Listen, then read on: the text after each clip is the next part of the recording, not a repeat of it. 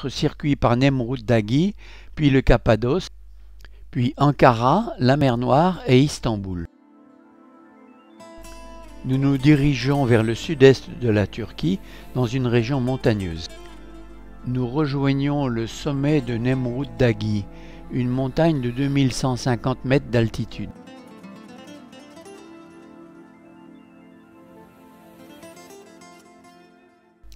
Au sommet du Nemrut Dagi, le roi Antiochus Théos Ier bâtit son mausolée entouré de grandes statues à son effigie, ainsi que divers dieux grecs et perses.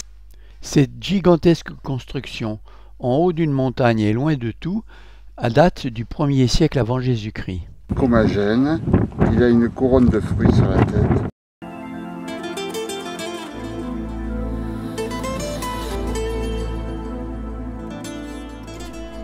Le tumulus funéraire est gardé par des séries de statues colossales dont les têtes gisent au sol.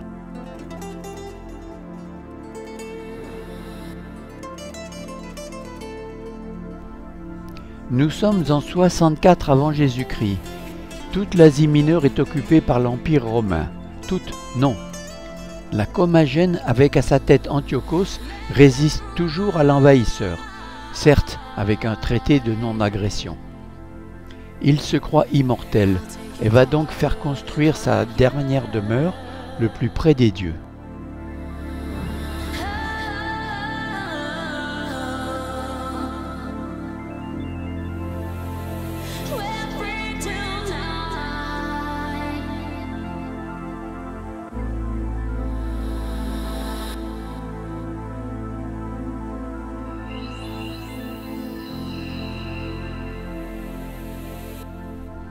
Ce sommet domine à 360 degrés les vallées de l'Euphrate et du Tigre.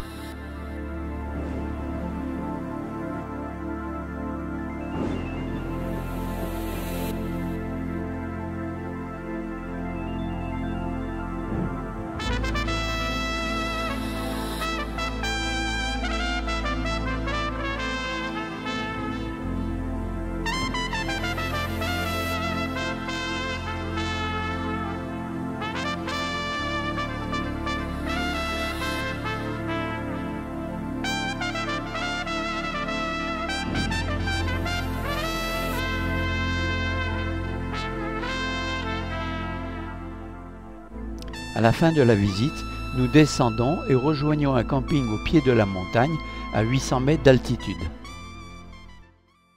Le matin, au bord de la piscine, qui encourage les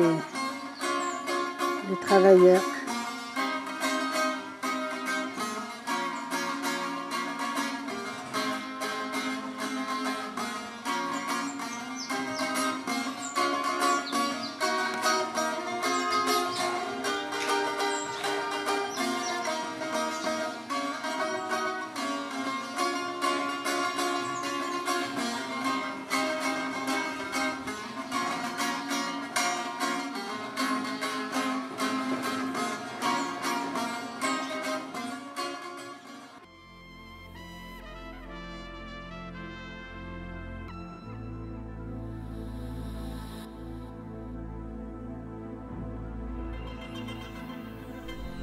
La grandiose Cappadoce, au paysage enchanteur et spectaculaire, sculpté dans le tuf, cendres volcaniques solidifiées.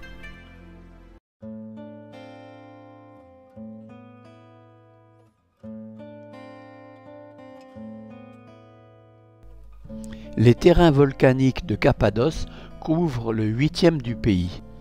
Avec ses formations géologiques uniques au monde, c'est incontestablement un fantasme de la nature et quasiment une autre planète. Dans une atmosphère féerique, nous admirons l'esthétique des rochers pliés et les formes des fantastiques cheminées des fées.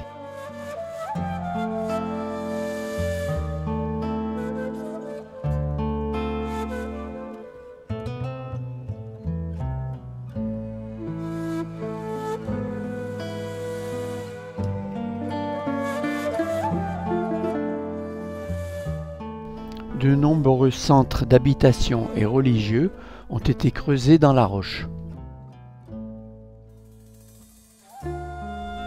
Au centre du pays, la Cappadoce était une région extrêmement stratégique. Des routes de commerçants importantes, comme la route de la soie, traversaient la région.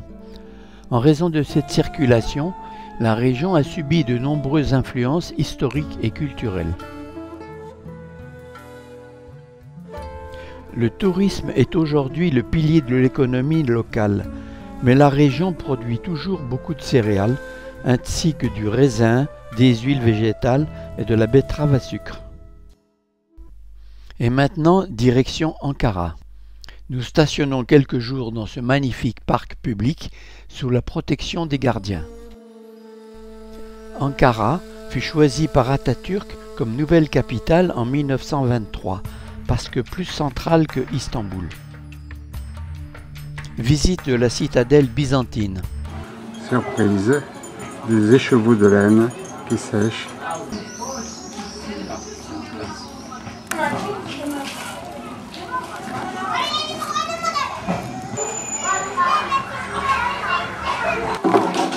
Dans les cours des vieilles maisons. Teşekkür.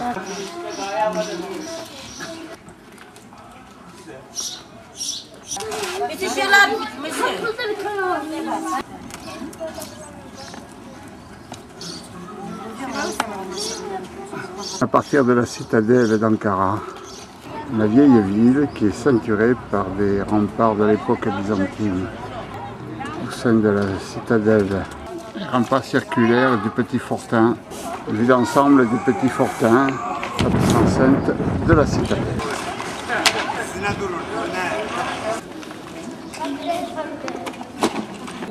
Vue du sommet de la citadelle.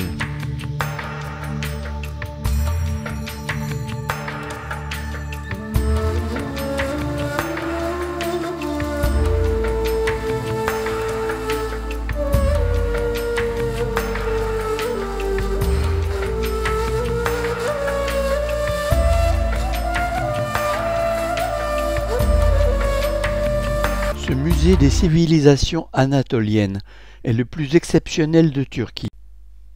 Il permet d'appréhender toute la richesse du long passé historique de l'Anatolie. Les collections sont regroupées chronologiquement, des plus anciennes aux plus récentes.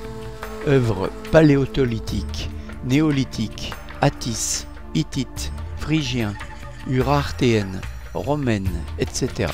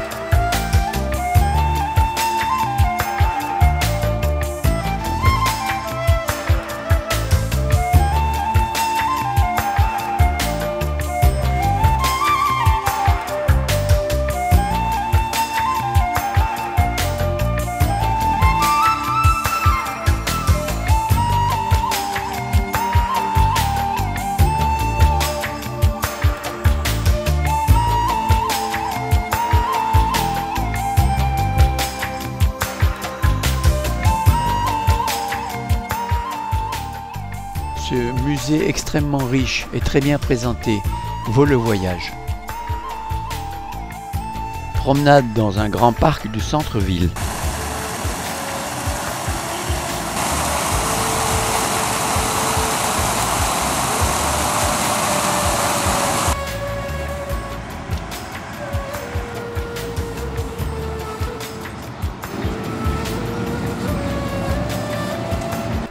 Mausolée de Atatürk.